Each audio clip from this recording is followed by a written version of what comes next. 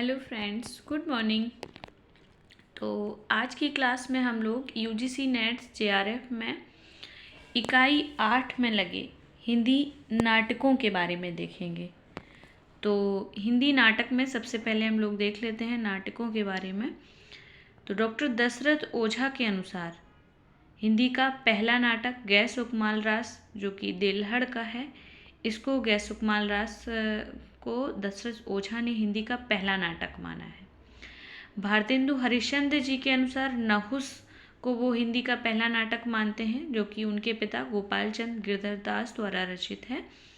और डॉक्टर बच्चन सिंह और आचार्य रामचंद्र शुक्ल जो हैं आनंद रघुनंदन को हिंदी का पहला नाटक मानते हैं, जो कि महाराजा विश्वनाथ सिंह द्वारा रचित है और ये सर्वमान्य भी है। गणपति चंद्रगुप्त के अनुसार गोरक्ष विजय हिंदी का पहला नाटक है, विद्यापति का है गोरक्ष विजय। और नागरी पचानी सभा के अनुसार आनंद रघुनंदन ही हिंदी का पहला नाटक माना गया है। ठीक है, तो ये बात हो गई पहले नाटक के बारे में। अब हम लोग बढ़ते हैं आगे कि हिंदी नाटकों के संबंध में कुछ विशेष तथ्य, जैसे कि हिंदी का प्रथम दुखांत नाटक कौन सा है, तो रणधीर प्रेम मोहिनी 1878 में लाला श्रीनिवास दास द्वारा रचित है। रणधीर प्रेम मोहिनी हिंदी का पहला दुखांत नाटक। इसके बाद हिंदी का प्रथम राजनीतिक नाटक जो है वो भारत दुर्दशा है। 1880 में इसका प्रकाशन वर्ष है, यहाँ थोड़ा सा क्रॉप हो गया। 1880 जो है भारत दुर्दशा, और रचनाकार इसके भारतेंदु हरिश्चंद्र जी हैं। इसके बाद हिंदी में ऐतिहासिक नाटकों के जन्मदाता जयशंकर प्रसाद जी माने जाते हैं, और हिंदी में प्रथम गीत जो है वो करुणालय है प्रसाद जी का 1913 ईस्वी में। हिंदी का प्रथम प्रतीकात्मक नाटक कामना माना जाता है, कामना 1927 में प्रसाद जी का। और हिंदी में समस्यात्मक नाटकों के जनक लक्ष्मी नारायण मिश्र माने गए हैं। तो समस्यात्मक नाटकों के जनक कौन है? लक्ष्मी नारायण मिश्र। हिंदी का प्रथम अभिनीत नाटक जानकी मंगल है, 1868 ईस्वी में है, और जानकी मंगल के रचयिता शीतला प्रसाद त्रिपाठी जी हैं। हिंदी का प्रथम अनुदित नाटक शकुंतलम माना गया है 1863 ईस्वी में राजा लक्ष्मण सिंह द्वारा। तो ये कुछ विशेष तत्व थे। अब हम लोग देख रहे हैं भारतेंदु हरिश्चंद्र के संपूर्ण नाटकों की विवेचना, यानी भारतेंदु हरिश्चंद्र के जितने भी नाटक हैं उनका जिक्र यहाँ पर किया गया है। तो हम लोग यहाँ पे देखते हैं भारतेंदु हरिश्चंद्र जी का जन्म 1850 में, मृत्यु 1885 में। और नाटकों की बात करी जाए तो इन्होंने कुल 17 नाटक लिखे हैं, जिनमें से 8 मौलिक हैं और 9 अनुदित हैं। जो 8 मौलिक हैं उनमें से 7 पूर्ण हैं, 1 अपूर्ण रह गया है, और 9 इनके अनुदित नाटक हैं। 9 और 8 दोनों मिला के 17 कुल नाटक हो जाएंगे। तो सबसे पहले हम लोग इनके भारतेंदु हरिश्चंद्र के मौलिक नाटक जो 8 हैं वो देख लेते हैं। वैदेकी हिंसा हिंसा न भवती 1873 में प्रहसन है ये। प्रेम जोगनी 1875 में लघु नाटिका है। विशेष विष मौसधम 1876 में भाण है। श्री चंद्रावली 1876 में लघु नाटिका है। भारत दुर्दशा 1880 में नाट्य राशक है। अंधेर नगरी 1881 में प्रहसन है। नील देवी 1881 गीति रूपक है। इसके बाद सती प्रताप जो है ये इनका अपूर्ण है, गीति रूपक है। इसे बाद में राधा कृष्ण दास जी ने पूरा इसे किया था, सती प्रताप को। ठीक है, अब हम बात करते हैं भारतेंदु जी के अनुदित नाटकों के बारे में। तो अनुदित नाटक इनके 9 हैं।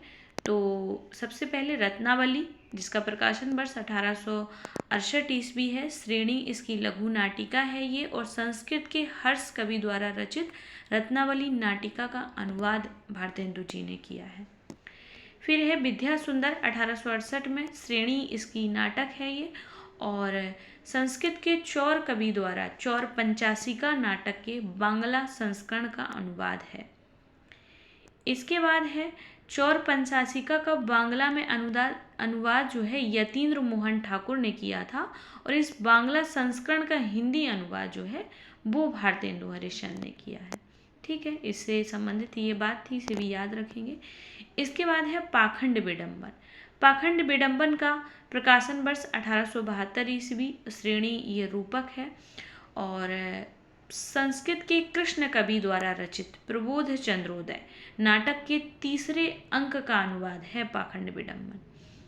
इसके बाद है धनंजय विजय। धनंजय विजय 1873 ईस्वी में, श्रेणी व्यायोग है और संस्कृत के कांचन कवि द्वारा रचित धनंजय विजयम नाटक के तीसरे अंक का अनुवाद किया है भारतेंदु जी ने। इसके बाद है कर्पूर मंजरी। कर्पूर मंजरी 1875 ईस्वी में, श्रेणी सट्टक है, यानी प्राकृत में रचित नाटकों को सट्टक कहा जाता है। और संस्कृत में कांचन कवि द्वारा रचित कर्पूर मंजरी का हिंदी अनुवाद यहाँ पर हुआ है। इसका प्राकृत भाषा में इसका अनुवाद राजशेखर ने और हिंदी भाषा में हरिश्चंद्र ने इसका अनुवाद किया है, भारतेंदु हरिश्चंद्र जी ने। इसके बाद है सत्य हरिश्चंद्र नाटक 1875 में, ये श्रेणी इसकी पौराणिक नाटक है ये। और आचार्य रामचंद्र शुक्ल इसे अनुदित नाटक मानते हैं, जबकि डॉक्टर नगेंद्र इसे मौलिक नाटक मानते हैं। और मान्य मत ये है कि आचार्य रामचंद्र शुक्ल की ही बात सभी मानते हैं, ये अनुदित नाटक है। संस्कृत में क्षेमेश्वर द्वारा रचित चंड कौशिक का हिंदी अनुवाद है ये सत्य हरिश्चंद्र। इसके बाद भारत जननी जो है वो भारत जननी 1877 ईस्वी में प्रकाशित और श्रेणी लघु नाटिका, ओपेरा या नाट्यगीत हम इसे कह सकते हैं। तो ऐसी मान्यता है कि भारतेंदु जी के किसी मित्र ने बांग्ला भाषा में भारत माता नाटक की रचना की थी, उसी का हिंदी अनुवाद किया है भारतेंदु जी ने भारत जननी का। ठीक है। इसके बाद है अगला मुद्रा राक्षस। मुद्रा राक्षस का प्रकाशन वर्ष 1878 ईस्वी में, श्रेणी नाटक है ये और विशाख दत्त द्वारा संस्कृत में रचित मुद्रा राक्षस का हिंदी अनुवाद है। इसके बाद है दुर्लभ बंधु। दुर्लभ बंधु का प्रकाशन वर्ष 1880, श्रेणी नाटक है और ये शेक्सपियर के मर्चेंट ऑफ वेनिस का हिंदी अनुवाद है। तो यहाँ तक हमने भारतेंदु जी के 9 अनुदित नाटक देखे हैं। अब हम बात करते हैं कि हमारे यूजीसी नेट जेआरएफ के सिलेबस में इकाई 8 में जो भी नाटक लगे हुए हैं भारतेंदु जी के, उन नाटकों के बारे में यहाँ पर विशेष चर्चा और जो भी महत्वपूर्ण बिंदु हैं उससे रिलेटेड वो सभी आपको यहाँ पे मिलेंगे। ठीक है। तो भारत दुर्दशा के बारे में हम लोग पहले बात कर लेते हैं। और भारत दुर्दशा का प्रकाशन वर्ष 1880 है। अब रचनाकार आपको पता ही है कि भारतेंदु हरिश्चंद्र जी हैं और श्रेणी इसकी है तो राजनीतिक नाटक है ये, और हिंदी का पहला राजनीतिक नाटक माना भी गया है भारत दुर्दशा। और अंकों की बात करें इसमें तो 6 अंक हैं। अब हम बात करते हैं अंकों के स्थान की, क्योंकि पिछले बार आप देख ही चुके हो यूजीसी नेट जेआरएफ का एग्ज़ाम, जिसमें कि इतना डीपली इससे क्वेश्चन भी बना था, अंकों का स्थान पूछा गया था। भारत दुर्दशा के अंकों का स्थान क्रम से लगाइए। तो कुल 6 अंक हैं और 6 अंकों का स्थान है यहाँ पर। प्रथम अंक का स्थान बीथी, द्वितीय अंक का स्थान शमशान, तृतीय अंक का स्थान मैदान, चतुर्थ अंक का स्थान कमरा है और पंचम अंक का स्थान किताब खाना, षष्ठ अंक का स्थान गंभीर वन का मध्य भाग। तो ये 6 अंकों का स्थान यहाँ पर। इसके बाद हम लोग बात करते हैं भारत दुर्दशा नाटक के कथानक की। तो इसमें नायक भारत है जो भारत देश का प्रतीक है। भारत दुर्दैव प्रतिनायक है इसमें, जो अंग्रेजों का प्रतीक है। भारत दुर्दैव जो है वो भारत का नाश करना चाहता है और भारत भाग्य है, जिसको आप कह सकते हो साहित्यकार या नेता का प्रतीक है। तो भारत को जगाने का प्रयास करता है भारत भाग्य, तथा असफल होने पर आत्महत्या कर लेता है। ठीक है। अब हम लोग भारत दुर्दशा नाटक के अंकों में वर्णित प्रमुख घटनाएं जो हैं, क्या क्या घटनाएं कौन कौन सी हैं। तो प्रथम अंक में भारत के प्राचीन गौरव एवं वर्तमान दुरावस्था का चित्रण हुआ है। द्वितीय अंक में भारत द्वारा अपनी दीन दशा का वर्णन करते हुए बेहोश हो जाना एवं आशा द्वारा उसे बचाना। तृतीय अंक में है भारत के सर्वनाश के कारणों का चित्रण हुआ है। चतुर्थ अंक में क्या है, भारत दुर्दैव द्वारा भारत के नाश का प्रयास किया गया है। और पंचम अंक में 7 पात्रों की कमेटी द्वारा भारत के बचाव के लिए चिंतन। अभी इन 7 पात्रों की हम कमेटी भी देखेंगे। तो 7 पात्रों की कमेटी जो है वो भारत के बचाव के लिए चिंतन कर रही है। और षष्ठम अंक और अंतिम अंक जो है, इसमें भारत भाग द्वारा बेहोश पड़े भारत को जगाने का प्रयास किया गया है और असफल होने पर सीने में कटार भोंककर भारत भाग आत्महत्या कर लेता है। अब हम लोग बात कर लेते हैं भारत दुर्दशा नाटक के प्रमुख पात्रों की। तो इसमें मुख्य पात्र जो हैं वो भारत है, जो कि नाटक का नायक है और भारत देश का प्रतीक है। ये भारत भाग पीठ मर्द है, यानी साहित्यकार या नेता का प्रतीक है ये। और भारत दुर्दैव प्रतिनायक है, ये अंग्रेजों का प्रतीक है। अन्य पात्र की बात करें तो योगी, निर्लज्जता, आशा, रोग, आलस्य, मदिरा, अंधकार, सत्यानाश, फौजदार, ये अन्य पात्र हैं। अब हम बात कर लेते हैं उन 7 लोगों की जो कमेटी में भारत को बचाने की योजना बना रहे थे। तो ये 7 सभ्य लोगों की कमेटी में ये 7 लोग रहते हैं। महाराष्ट्री, बंगाली, एडिटर, सभापति, कवि और 2 महाशय। तो कुल 7 पात्र हो जाएंगे। ठीक है, अब हम देखते हैं भारत दुर्दशा नाटक के प्रमुख गीत। भारत दुर्दशा नाटक में काफ़ी सारे गीत आए हैं और उन गीतों का यहाँ पर जिक्र है। रोबहु सब मिलके आवहु भारत भाई, हा हा भारत दुर्दशा न देखी जाए। तो ये योगी गाता है प्रथम अंक में। को नहीं पकड़त मेरो हाथ उबारो नाथ, ये भारत गाता है द्वितीय अंक में। और जागो जागो रे भारत भाई, ये भारत भाग षष्ठम अंक में गाता है। तो ये भारत दुर्दशा नाटक के प्रमुख गीत थे।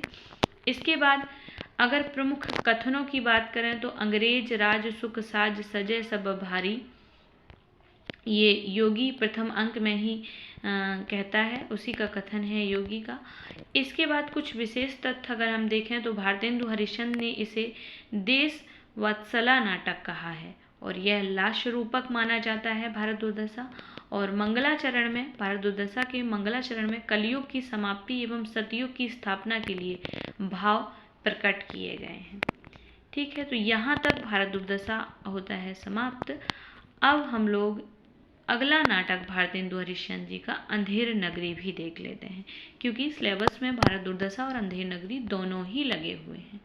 तो अंधेर नगरी का प्रकाशन वर्ष 1881 है। श्रेणी में ये प्रहसन है और इसमें दृश्यों की संख्या कितनी है? 6। अब दृश्यों का स्थान हम लोग देख लेते हैं, क्योंकि दृश्यों का स्थान पूछा गया था। तो दृश्यों के स्थानों को हम देखते हैं। प्रथम दृश्य का स्थान बराह प्रांत है, द्वितीय दृश्य का स्थान बाजार है, तृतीय दृश्य का स्थान जंगल है, चतुर्थ दृश्य का स्थान राजसभा है, पंचम दृश्य का स्थान अरण्य है और षष्ठ दृश्य का स्थान शमशान है। अब अंधेर नगरी के प्रमुख पात्र कौन कौन से हैं? तो इसमें महंत हैं, जो नीति और उपदेश का प्रतीक है। गोवर्धन दास जो है वो महंत का शिष्य है और लोक प्रवृत्ति का प्रतीक है गोवर्धन दास। राजा इसमें सत्ता लोलुपता एवं विवेकहीनता का प्रतीक है। और नारायण दास भी महंत का शिष्य है, लेकिन ये आज्ञाकारी और सीखने वाले व्यक्ति का प्रतीक है। अच्छा है। इसके बाद अब हम लोग अंधेर नगरी के प्रमुख गीतों की बात करें तो इसमें भी काफ़ी गीत हैं। राम भजो एक गीत मिलता है। प्रथम दृश्य में महंत जी दोनों शिष्यों के साथ गाते हुए चलते हैं। और चना जोर गरम द्वितीय दृश्य में घासीराम गाता है। चूरन अमल वेद का भारी, ये भी गीत मिलता है द्वितीय दृश्य में पाचक वाला गाता है। और चूरन खावे एडिटर जात, तो द्वितीय दृश्य में पाचक वाला ये गाता है। अंधेर नगरी अनबूझ राजा, ये कौन गाता है ऐसा? पंचम दृश्य में गोवर्धन दास। ठीक है, तो ये रही अंधेर नगरी के बारे में महत्वपूर्ण जानकारी। तो अभी हम लोग आज की क्लास में भारतेंदु हरिश्चंद्र जी के दोनों ही नाटक और नाटक से संबंधित जो भी महत्वपूर्ण बिंदु थे सभी देखे। तो आज की क्लास में फ्रेंड्स इतना ही। मिलते हैं अगले नाटक के साथ, और आज के लिए इतना ही। धन्यवाद।